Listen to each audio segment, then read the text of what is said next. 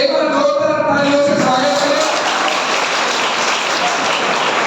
जैसा कि सर ने आपको बताया कि मनोज सर स्वतंत्र पत्रकार है और इकोनॉमी इंडिया के संपादक भी है। जीवन जगत की जो समस्याएं हैं उससे जूझते हुए भ्रष्टाचार के खिलाफ आंदोलन में इनकी अग्रणी भूमिका रही है। बहुत सारे पुस्तकों के लेखक हैं, जैसे दैट टू से against corruption on the neutral path, अभी सर ने बताया इंडियन इकोनॉमी आफ्टर मोदी, तो बहुत सारे पुस्तक इन्होंने लिखे। अर्थशास्त्र, राजनीति शास्त्र, समाज विज्ञान, इस पर इनकी मेहनत मल्टी दृष्टिकोण से हम सब प्रभावित होते हैं। माननीय प्राचार्य महोदय ने इनका और हमारे बड़े शिक्षकों ने इनका स्वागत किया। अभी हमारे बीच प्रोफेसर रामचंद्र प्रसाद सिंह का उद्बोधन होना था। सर सादर आमंत्रित है प्रोफेसर रामचंद्र प्रसाद सिंह।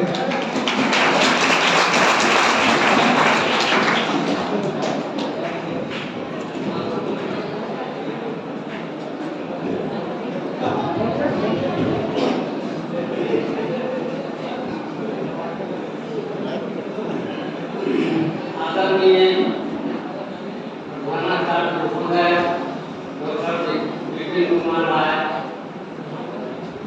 तमाम विशिष्ट आगंतुक, यहाँ सभा भवन में बैठे हुए जितने भी छात्र, शिक्षक, शिक्षकेतर कर्मचारी एवं अन्य आगंतुक हैं, उन सबों का मैं स्वागत करता हूँ। शिक्षक एक प्रोफेसर होने के नाते मैं सबसे पहले विद्यार्थियों के प्रति क्या उनका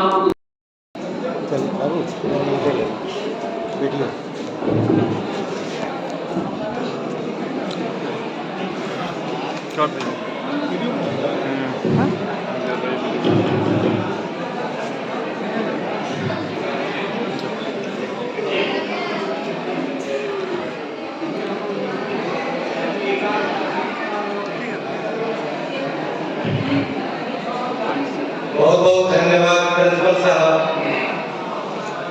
इस संगोष्ठी के मुख्य आयोजनकर्ता इस कॉलेज के प्राचार्य प्रोफेसर विपिन राय जी, जिनके आशीर्वाद की अनुकंपा मुझे हमेशा प्राप्त होती रहती है।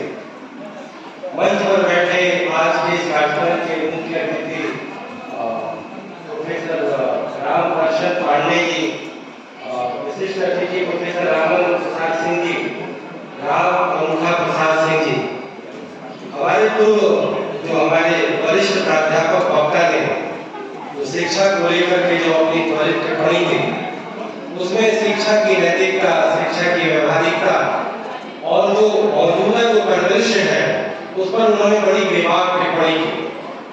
मित्रों, आज इस सभागार में जो मैं पिछली बार भी आया था तो उतनी संख्या नहीं थी। आज इस सभागार पूरा खचाखच भरा है। हमारे तमाम नौनिहाल छात्र यहाँ पर है, इस कॉलेज के तमाम फैकल्टी गण है। मैं सबको एक तरह से एड्रेस करते हुए उपस्थित मीडिया कर्मी है, मैं आपके प्रति अपनी पूरी विनम्रता जाहिर करते हुए आज के इस विषय नई शिक्षा नीति पर मैं एक ओवरव्यू देने का प्रयास करूंगा। जैसा प्राचार्य महोदय ने कहा कि आधे घंटे के अंदर आपको एक पूरी पर्सपेक्टिव देनी है। तो मित्रों, नई शिक्षा नीति जिसका 2020 में आगमन हुआ, देश में डिबेट का एक बहुत बड़ा मुद्दा बना, क्योंकि सबको मालूम है, दोहराने की जरूरत नहीं कि हमारी ये तीसरी या चौथी आजाद भारत में शिक्षा नीति है। और नई शिक्षा नीति के बहाने जब उसके टुकड़े टुकड़े में हम अलग अलग पक्षों की मीमांसा करते हैं, तो मैं एक चीज और बता दूं कि इस विषय पर मैंने 3-4 जगह और भी सार्वजनिक आख्यान दिए हैं। अलीगढ़ मुस्लिम यूनिवर्सिटी में अभी कुछ ही दिन पहले, इलाहाबाद के पास सुल्तानपुर में गणपत साहब कॉलेज में अभी पड़ोस के मुंशी सिंह कॉलेज में भी इस विषय पर मुझे सेमिनार में भाग लेने का मौका मिला। तो जो नई शिक्षा नीति का जो पूरा दस्तावेज आया है उसके अलग अलग पक्षों पर तो मैं थोड़ा सा प्रकाश को डालूंगा, लेकिन इस नई शिक्षा नीति के बहाने इस शिक्षा के व्यापक क्षेत्र के अनेक पहलुओं पर नए सिरे से विचार मंथन हो रहा है।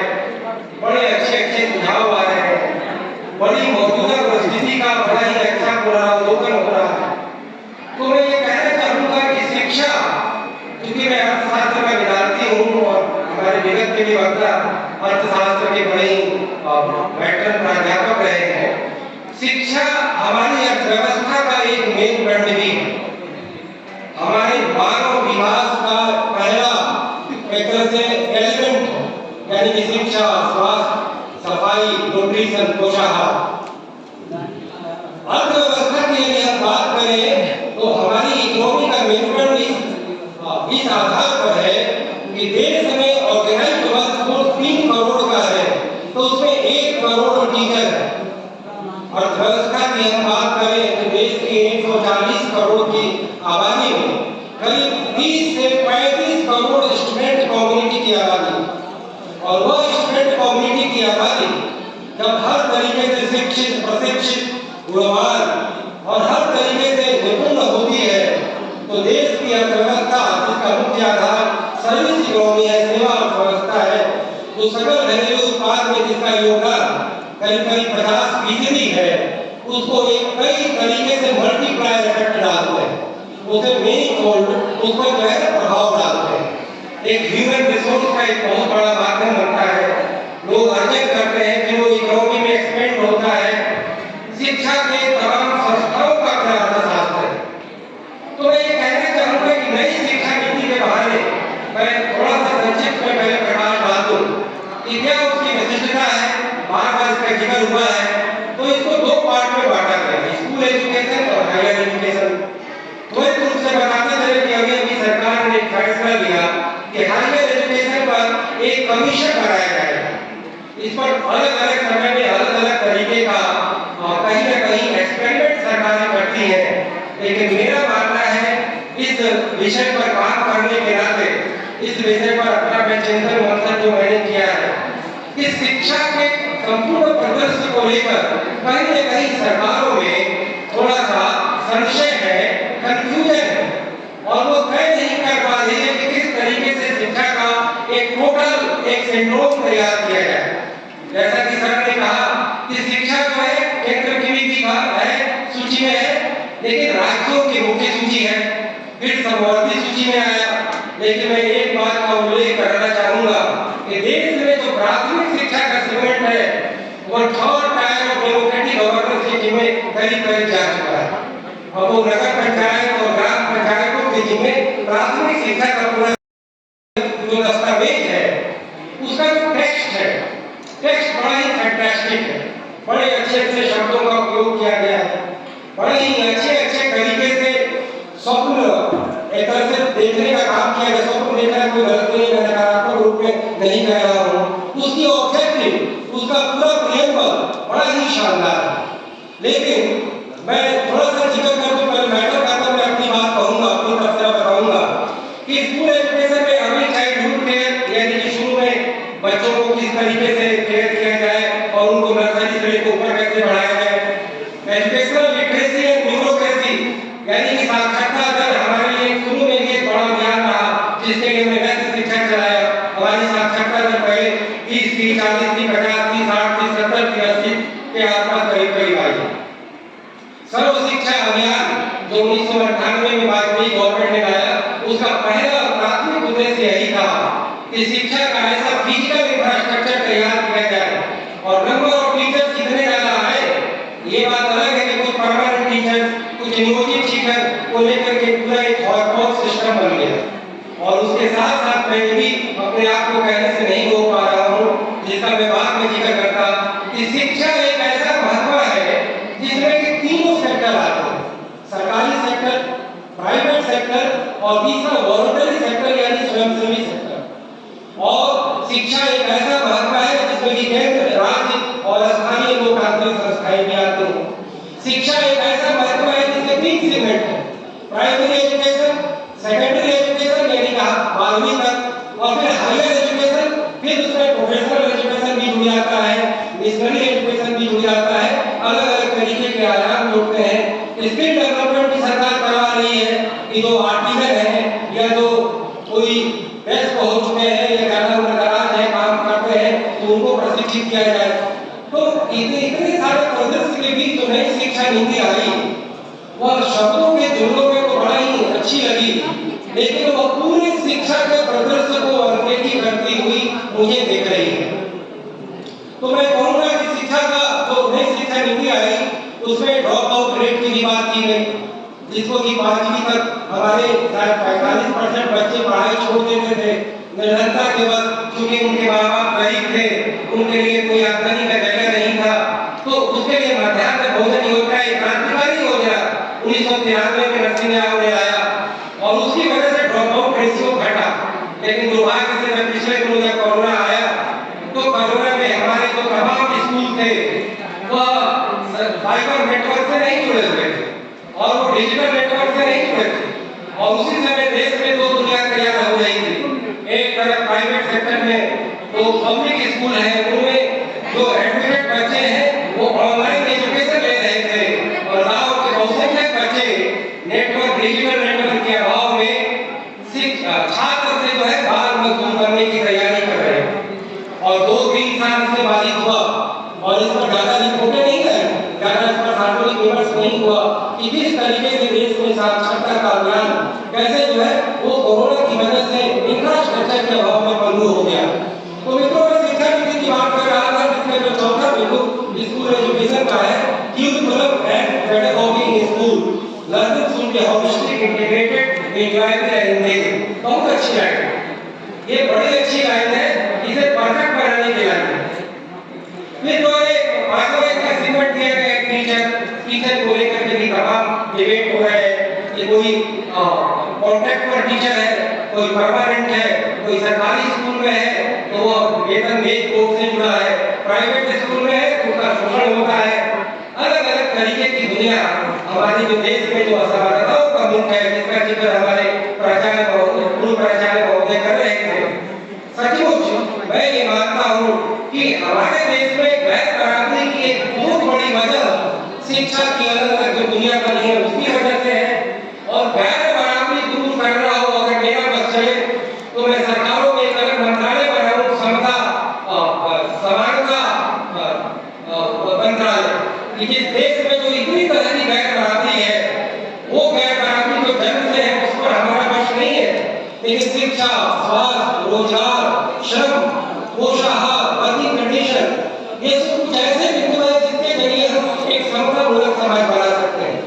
तो शिक्षा के इस नई शिक्षा नीति के दस्तावेज में जो छठा पॉइंट है, उसमें इक्विटेबल एंड इंक्लूसिव एजुकेशन की भी बात की गई, जो कि एक अच्छी बात है, लेकिन इन लेटर नॉट इन स्पिरिट में तब आएगा कि जब हम पूरी शिक्षा के मौजूदा स्ट्रक्चर को पूरी ईमानदारी से खंगालने का काम करेंगे, और उस खंगालने के क्रम में हम एक लेवल प्लेइंग फील्ड जो इकोनॉमिक्स में टर्म होता है, कि सबके लिए एक बराबर अवसर, जैसे कि इंश्योरेंस में प्राइवेट कंपनियां आई तो प्राइवेट कंपनी के भी ग्राहक को ये छूट दी गई तो उन्हें भी आय कर की छूट इंश्योरेंस में इन्वेस्टमेंट करने के लिए मिलेगी, केवल सरकारी कंपनियों को नहीं मिलेगा, जिसको कि लेवल प्लेइंग फील्ड कहते हैं। ठीक उसी तरीके से अगर सरकारी स्कूल में रियायती फीस ली जाती है, जो पे कर सकते हैं, मुझे लगता है उनसे उचित फीस लिया जाना चाहिए, और जो पे नहीं कर सकते हैं उन्हें तो मुफ्त में न केवल शिक्षा दीजिए बल्कि उनके यूनिफॉर्म और भोजन का भी प्रावधान हो, बल्कि पूरा परिवेश जो और बड़े बड़े स्कूलों में है, एजुकेशनल इंस्टीट्यूशन में है, वही परिवेश वहाँ भी प्राप्त होना चाहिए। तो सातवां जो पॉइंट है efficient resourcing and effective governance through अच्छे से फाइनेंसिंग की जाए, और उसका गवर्नेंस, देखिए गवर्नेंस एंड मैनेजमेंट वो एक ऐसा बिंदु है जिसे कि कोई विपक्ष छुटा हुआ नहीं। लोग मानते हैं कि बड़े बड़े कारखानों में, फैक्ट्रियों में, कॉर्पोरेट कार्यालयों में मैनेजमेंट की जरूरत पड़ती है। मेरा मानना है कि जितने पब्लिक ऑफिस है या प्राइवेट भी, वो इंस्टीट्यूशन जो पब्लिक के लिए काम करते हैं मैनेजमेंट का एक तरह से पूरी तामीर होनी चाहिए। आज मैं ये सुनता हूँ, क्योंकि ये इतना बड़ा मुद्दा है कि मैं भी थोड़ा सा गर्व से भटक रहा हूँ। आज मैं ये सुनता हूँ अलग अलग एजुकेशनल इंस्टीट्यूशन में नई शिक्षा नीति को लेकर हमारे तमाम प्राचार्य और शिक्षक बड़ी परेशानी में हैं। खास करके जो हेड ऑफ इंस्टीट्यूशन है वो ज्यादा परेशानी है, वो समझ नहीं पा रहे हैं कि नई शिक्षा नीति को कैसे इम्प्लीमेंट किया जाए। दिक्कत मैनेजमेंट की है, फैकल्टी नहीं है, रिसोर्स नहीं है, फिजिकल इंफ्रास्ट्रक्चर नहीं है, सरकार का आदेश आ गया, माइक्रो मैनेजमेंट नहीं हो पाता। वैसे भी सरकार में सारे फैसले जब तक ऊपर से फैसले ना आ जाए तब तक नीचे कोई लेने में मना ही करता है। ऑटोनॉमी की भी दिक्कत होती है। तो कुल मिलाकर के नई शिक्षा नीति के दस्तावेज में जो बातें लिखी गई, जमीन पे उतारने की जो कठिनाई है उसे भी बढ़ाने का काम उन नीति निर्माताओं और नीति नियामकों को प्रेषित करना जरूरी है। और आठवां जो पॉइंट है standard setting and accreditation for school education, ये भी बड़ी अच्छी बात है कि हम कैसे मान्यता देते हैं स्कूल एजुकेशन को, उनको किस तरीके से सर्टिफिकेशन देते हैं, उनकी रैंकिंग कैसे करते हैं। और आज जो है कॉलेजेस में आपस में प्रतियोगिता चल रही है कि नामों का कैसे हम सर्टिफिकेट प्राप्त करें और उसका +2 +3 अलग अलग जो रैंकिंग है उसको लेकर के अलग अलग फिजिकल इंफ्रास्ट्रक्चर, पढ़ाई, quality of education, quantity of education सबकी प्रतियोगिता चल रही है। लेकिन कुल मिलाकर के कॉर्पोरेट सिस्टम का माहौल बन गया है। मेरी जो अपनी सलाह होगी, मैं ये बताऊंगा कि किस तरीके से शिक्षा को लेकर एक कॉम्प्रिहेंसिव, एक सॉलिड और एक हॉलिस्टिक पूरा सेटअप तैयार किया है और उसके लिए एक पूरा ईमानदार चिंतन और पूरी एक ईमानदार पब्लिक पॉलिसी बनानी होगी जिसमें कि कई लोगों के हित भी बाधित होंगे और कई लोगों का उससे अहित भी होगा। लेकिन जब हम सरकार, समाज और पब्लिक गवर्नेंस और जनहित की बात करते हैं, बहुजन हित की बात करते हैं, तो हमें अपने चिंतन में ईमानदारी दिखानी होगी। और हम यदि उसके सवालिया निशान के घेरे में आते हैं तो हमें अपने को सवालिया निशान के दायरे में लाने में कोई बुरे नहीं करना चाहिए। तो मित्रों, जो नई शिक्षा नीति का जो दस्तावेज का जो दूसरा पार्ट है हायर एजुकेशन, उसका जो पॉइंट है quality university and colleges look forward looking vision for India higher education system, institutional restructuring and consolidation, बहुत अच्छी बात है। लेकिन अब प्रैक्टिस में कैसे होता है? क्लास से बहुत होलिस्टिक एंड मल्टीडिसिप्लिनरी एजुकेशन, बड़ी अच्छी बात है। Optimal learning environment and support for student, इसमें तकनीक का इस्तेमाल, कंप्यूटर का इस्तेमाल, प्रैक्टिकल चीजों का इस्तेमाल, नए नए एक्सपेरिमेंट करना, motivated, energised and capable faculty जो है वो हमेशा उत्साह से लगे, जो हमेशा उसमें जज्बा हो, हमेशा उसे लगे कि उसमें एक एक्साइटमेंट है जिससे कि वो बच्चों को पढ़ाने में आनंदित महसूस करेगा कि एक बोझ महसूस करेगा। Equity and inclusion of higher education, इसमें भी सबको शामिल किया जाए। टीचर एजुकेशन, टीचर लोगों को भी शिक्षित और प्रशिक्षित करने की बात है। रीइमेजिनिंग वोकेशनल एजुकेशन, यानी खाली समय में बच्चे अपने रोजगार पाने के लिए या किसी भी तरीके का हुनर पाने के लिए उस समय का वो सदुपयोग करें और कोई हुनर हासिल करें। Academic quality academic research in all fields through a new national research foundation, transforming the regulatory system of higher education। ये लास्ट पॉइंट जो है वो मेरे शिक्षा को लेकर के जो मेरा आपका जो फाउंडेशन है उसका सेंट्रल विषय है, that is the regulatory system of all sorts of education. Government is talking about only the regulation of higher education, but I am telling to the policy makers we should have regulatory authority for all chunk of education. तो इस बारे में तो मैं एक चीज बता दूं, आपको थोड़ी सी जानकारी दे दूं कि 30 करोड़ बच्चों को लेकर के जो 1 करोड़ टीचर है और जो कि प्राइमरी स्कूल में 30 लाख, मिडिल स्कूल में 20 लाख, हायर सेकेंडरी में 24 लाख और हायर कॉलेज में जो है वो 4 लाख, 1000 यूनिवर्सिटी है और करीब 30,000 कॉलेज और हायर एजुकेशन है, करीब 15 लाख प्राइमरी स्कूल है। और कुल मिलाकर के जो रेगुलेशन का जो प्रेजेंट जो मैकेनिज्म है कि ये राज्यों का मुख्य विषय है, तो स्टेट का बोर्ड और स्टेट के सिलेबस राज्य सरकारें तय करती हैं। जैसे बिहार में Bihar state text book corporation है और बिहार का सेकेंडरी एजुकेशन बोर्ड है और इंटीग्रेटेड काउंसिल, और राज्यों के जिम्मे हायर एजुकेशन की उनके अपने कई यूनिवर्सिटी जो होती है उस पर उनका वो नियंत्रण होता है। लेकिन कहीं न कहीं उसके वाइस चांसलर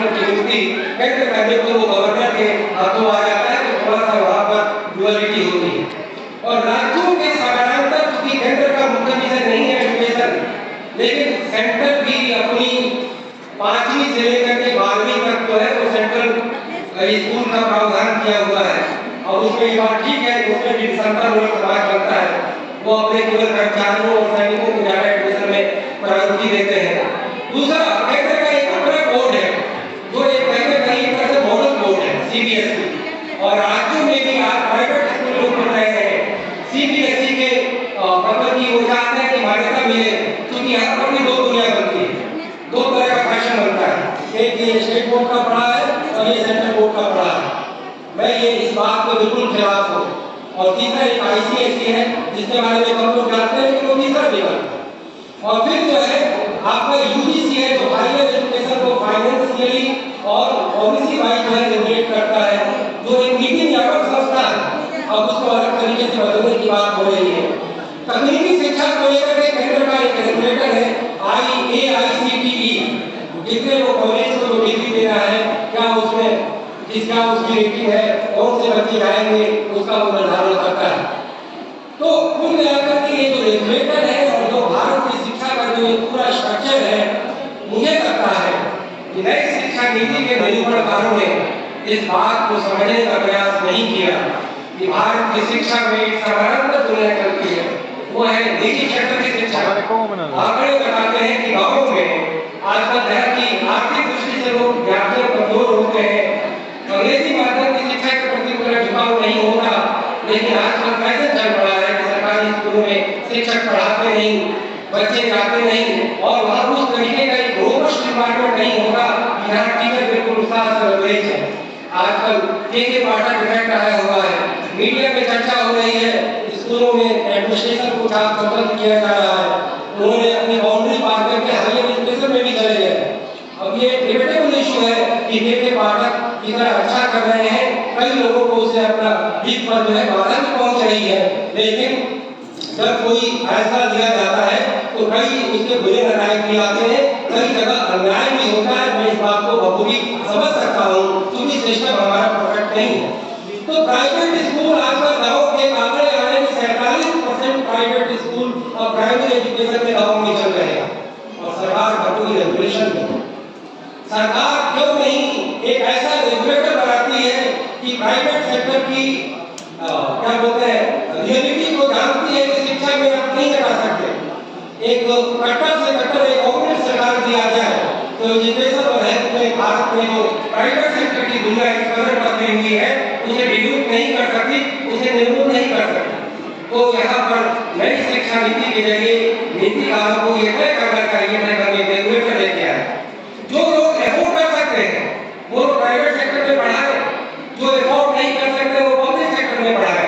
लेकिन मैं लेवल प्लेइंग की बात करता हूँ कि प्राइवेट स्कूल और पब्लिक स्कूल के भी टीचरों का सेम वेतन सेम काम होना चाहिए। प्राइवेट स्कूल ठीक है तो सरकार फाइनेंस नहीं कर रही है तो उसका फीस जो है ना वो सरकार ही तय करे। अब चूंकि 15 लाख स्कूल है उसमें भी 5 लाख स्कूल प्राइवेट स्कूल है तो केंद्र की कोई रेगुलेशन से नहीं कर सकती। मैंने सलाह दिया है एक डिस्ट्रिक्ट लेवल पे रेगुलेटर होगा जो प्राइमरी एजुकेशन लेवल तक की प्राइवेट और पब्लिक दोनों को रेगुलेट करेगा। लेकिन ये सब भगवान बहुत से छोड़ दिया गया है और एडमिनिस्ट्रेटिव कंट्रोल की टीमें छोड़ दिया गया है। एक जगह समझ में यूपी में योगी आदित्यनाथ की सरकार कुछ शहरों में प्राइवेट स्कूल की फीसें तय कर रही है। ये मतलब कि एक कैजुअल में ये काम नहीं किया जा सकता है। एक नीति संबंध प्राइवेट स्कूलों की ग्रेडिंग बना दीजिए, ये ए ग्रेड के हैं, बी ग्रेड के हैं, सी ग्रेड के हैं और उनकी फीस तक जो है तय कर देगी। फिर आगे रेगुलेशन जो स्टेट लेवल पर जो इतनी बड़ी हायरार्की है एजुकेशन की from higher education to private education at the bottom level, तो उनका एक रेगुलेटर बनाइए जिसमें कि पब्लिक और प्राइवेट के फीस दरें तय हो, क्योंकि ये एक बहुत बड़ी चीज है इकोनॉमिक्स ऑफ एजुकेशन। और जब ये रेगुलेटर बनेगा तो एक और सेंट्रल से रेगुलेटरी अथॉरिटी बनेगी तो जितने जो प्रोफेशनल एजुकेशन है चाहे वो इंजीनियरिंग हो, मेडिकल हो, मैनेजमेंट हो, ऑल सॉर्ट्स ऑफ जो टेक्निकल एजुकेशन है आजकल हमारे करिकुलम में 1000 प्रोफेशनल जो है कोर्सेज आ चुके हैं तो उनका एक रेगुलेटर बनाइए और रेगुलेटर के जरिए जो है एक इकोनॉमिक्स ऑफ एजुकेशन हल होगा। दूसरा जो मुद्दा है सिलेबस कंटेंट ऑफ एजुकेशन जिसे हम क्वालिटी ऑफ एजुकेशन कर सकते हैं। अभी हमने कहा कि साक्षरता के जरिए एक इंक्लूसिव समाज बनाया जाए, सबका पूरा समाज बनाया जाए, उसका अभियान चलाया। कई जगह खाना पूर्ति की गई, कई जगह बच्चे क्वालिटी पढ़े नहीं, उनको बना दिया कि कितनी साक्षरता मिल गई, कितने स्कूल भवन तैयार हो गए, कितने शिक्षक नियुक्त कर दिए गए। शिक्षकों की नियुक्ति होती है तो एजुकेशन की गुणवत्ता के बजाय बेरोजगार लोगों के रोजगार को ज्यादा ध्यान में रखकर के निर्णय लिए जाते हैं। ठीक है, क्योंकि इकोनॉमिक्स का पार्ट एजुकेशन भी है और एजुकेशन का पार्ट इकोनॉमिक्स भी है, तो हम इसको इग्नोर नहीं कर सकते। तो कंटेंट ऑफ एजुकेशन की बात आती है तो सिलेबस की बात आती है, बोर्ड की बात आती है, एग्जामिनेशन पैटर्न की बात आती है।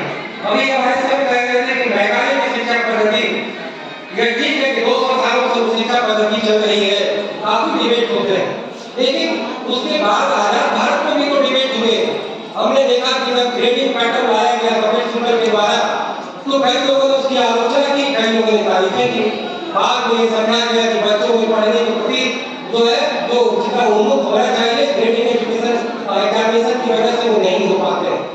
तो मुझे तो लगता है कि सब शिक्षा पद्धति हो, कोई एग्जामिनेशन पैटर्न हो, सबके अपने अपने बेनिफिट भी है और सबके अपने अपने दोष भी है।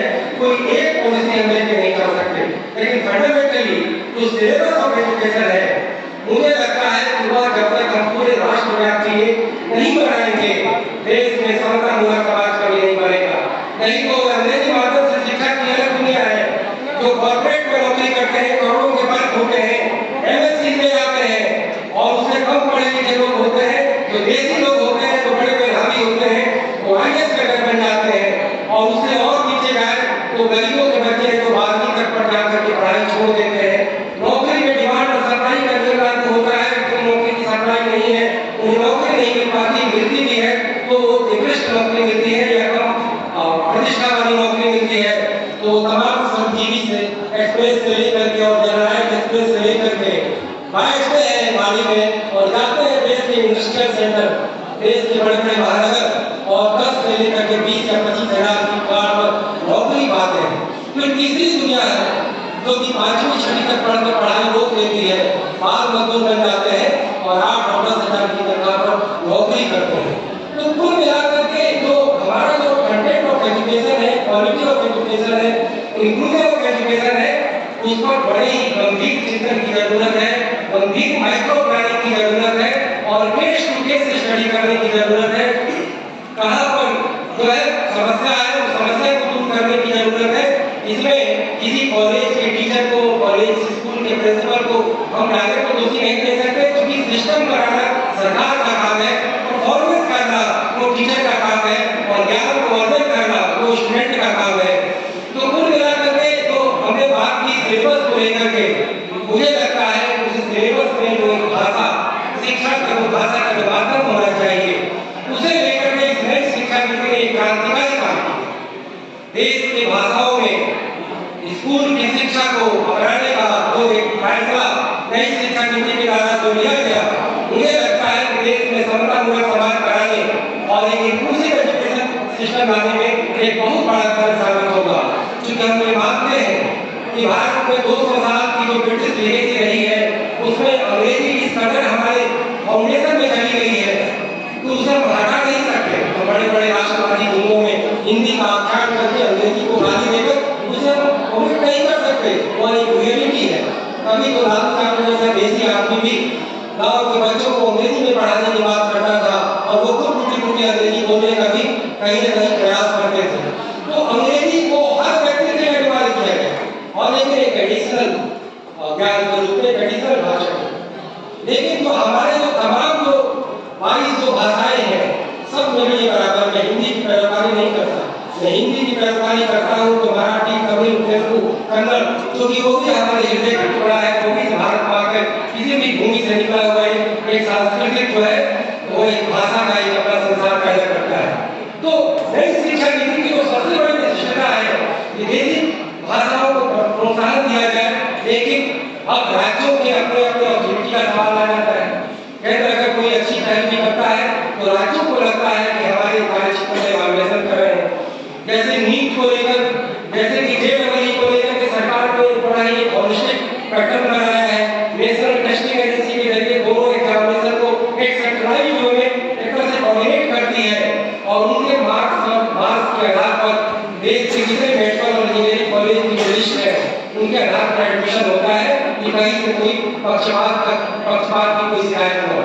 लेकिन जब मैं संपन्न समाज की बात करता हूँ, देश में मानव विकास की बात करता हूँ, देश की इकोनॉमी में शिक्षा की योगदान को बढ़ाने की बात करता हूँ, देश में 80% गरीब दलित पिछड़े समुदाय की एम्पावरमेंट की बात करता हूँ, तो शिक्षा को उसका एक बहुत बड़ा टूल बनाना 4 उद्देश्यों में पहला सबसे बड़ा उद्देश्य है शिक्षा, स्वास्थ्य, रोजगार, श्रम और वर्किंग कंडीशन, चाहे वो पोषाहार हो, सफाई हो या एक सेफ एनवायरनमेंट का क्रिएशन हो या हाइजीनिक एनवायरनमेंट का क्रिएशन हो।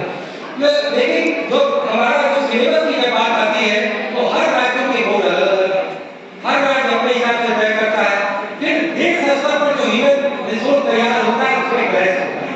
तो क्यों नहीं एक सिलेबस बने और हर स्टेट में उसका एक बोर्ड बने जो उसकी शाखा के रूप में काम करे और उस पर सारे राज्यों में आप सहमति बन जाए कि ये चीज करे और एक बार आप सहमति बन जाए तो हर राज्य से अप्लाई। जैसा कि नीट को लेकर के जेईई को लेकर के आम सहमति बनी हुई है, तो हमें लगता है कंटेंट ऑफ एजुकेशन को लेकर के जो है इस पर काफी बड़ा काम होना चाहिए। रेगुलेटरी की मैंने बात की, क्योंकि समय पर मैं लास्ट में 5-7 पॉइंट मैं कहूँगा कि आज की शिक्षा में जो अलग-अलग तरीके से हमारे सब लोगों ने बताया, बल्कि और भी अगर कुछ बताना हो तो वो ही लोग बताए, क्योंकि वो डायरेक्ट जो है फ्रॉम हॉर्सेस माउथ मतलब की कोई विचार आने की बात होती है, क्योंकि वो लोग रोज पढ़ाते हैं, रोज साइकिल स्कूल से मिलते हैं। हम लोग तो एक केवल नीति संबंधित ओवरव्यू दे सकते हैं कि शिक्षा में कहा नैतिक शिक्षा दी जाए, कहाँ पर मैं जैसे बिहार में अभी कुछ दिन पहले सीतामढ़ी में लक्ष्मी किशोरी कॉलेज में भाषण दिया जा रहा था। प्रिंसिपल साहब चिल्ला के कह रहे थे हम सब आते हैं, बच्चे नहीं आते। लेकिन मैंने देखा है कि 80s में जब मैं यहाँ का छात्र हुआ करता था तो बच्चे तो आते थे लेकिन बहुत सारे शिक्षक क्लासेस सस्पेंड नहीं किया करते। ये बात ये सच्चाई है, लेकिन आज बिल्कुल स्थिति उलट गई है। तमाम कॉलेजेस में जो है 22 अगर कोई अप्रूव्ड वैकेंसी है तो वहाँ केवल 2-3 स्टाफ रात भर बैठ करके सारे स्कूल के पाठ्यक्रम, उनके रिजल्ट, उनकी परीक्षा, उनके सारी चीजों को जो कि राज्य के गवर्नर को एफिडेविट दिया हुआ है तमाम प्रिंसिपल से, उसके पूरा करने में दिन रात लगे हुए हैं। तो कुल मिलाकर के मैनेजमेंट में केवल एक पक्ष दोषी नहीं है, सरकारें भी दोषी हैं। वो अपने पॉलिटिकल एजेंडा के साथ काम करती है, अपने विचारधारा के लोगों को नियुक्ति करना चाहती है।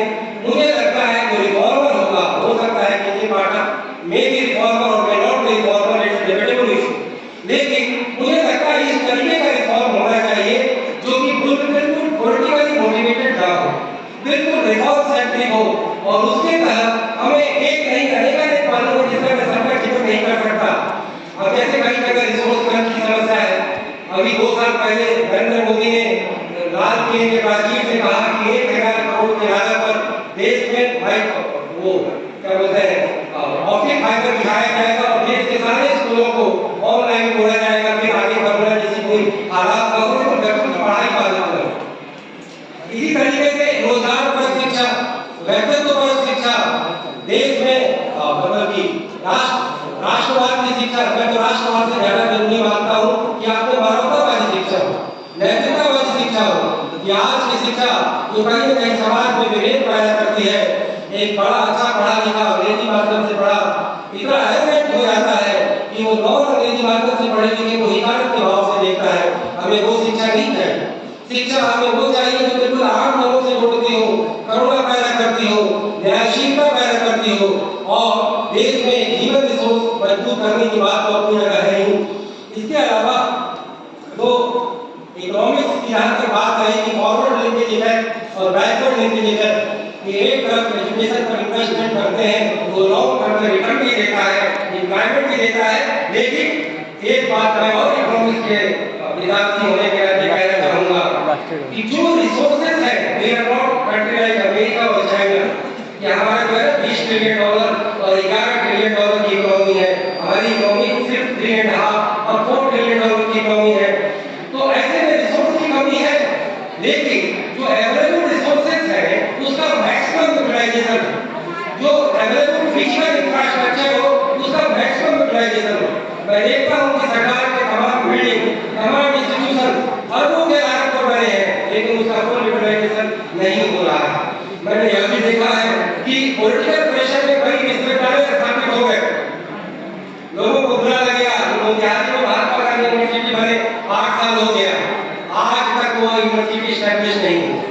टीचर को नौकरी दे दें, कुछ बच्चे आ गए, लेकिन उसमें जो खर्च आ रहा है उसके आधार पर क्या हम आउटपुट निकल रहा है, अगर उसकी ऑडिट की जाए तो हमें लगेगा कि पैसे का मिसयूटिलाइजेशन हो रहा है।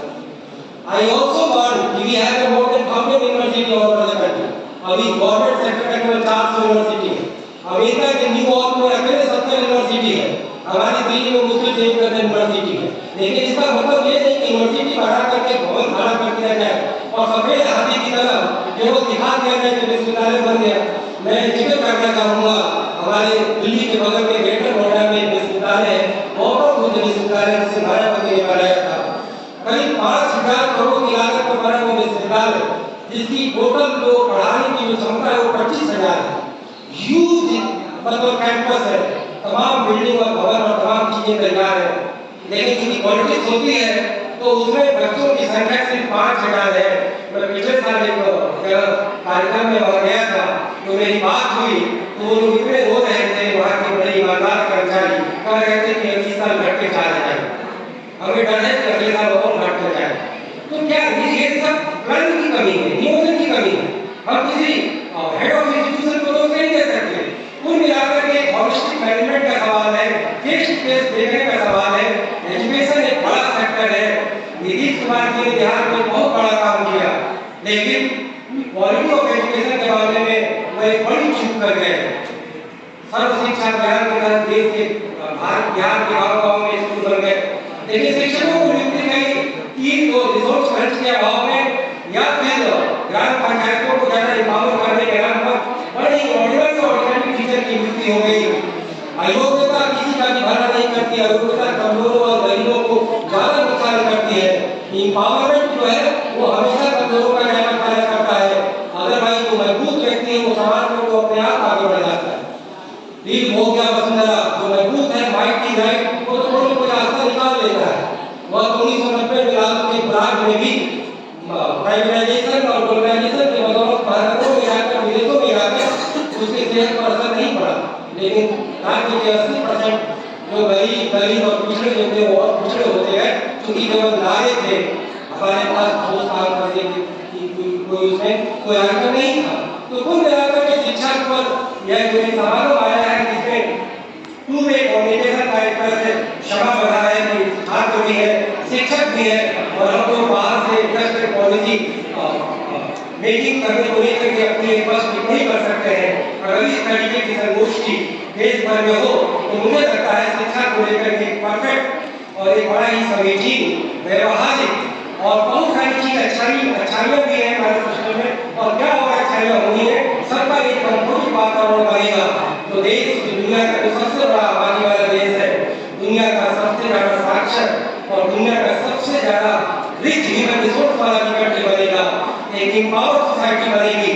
और नहीं हम जिस रास्ते पर पायदान पर जा रहे हैं उस पायदान पर ही बढ़कर दुनिया के एक शक्तिशाली राष्ट्र के रूप में, शक्तिशाली समाज के रूप में, जो कि देश हो और जिसमें हर तरीके की संवेदनशीलता हो, निपुणता हो और कहीं न कहीं उसमें हुनर हो, और कुल मिलाकर के एक बड़ा ही विकसित रूप का भाव पैदा करता हो। तो मैं अंत में आदरणीय प्रिंसिपल साहब को बहुत ही धन्यवाद देना चाहूँगा, उनके प्रति अभिवादन करना चाहूँगा, तमाम अतिथियों का अभिवादन करना चाहूँगा, तमाम फैकल्टी का अभिवादन करना चाहूँगा, तमाम छात्रों में मैं उन्हें उत्साह से निवेश करना चाहूँगा कि आने वाले भविष्य की इमारत तैयार करें। इसी नोट के साथ मैं अपनी बात धन्यवाद।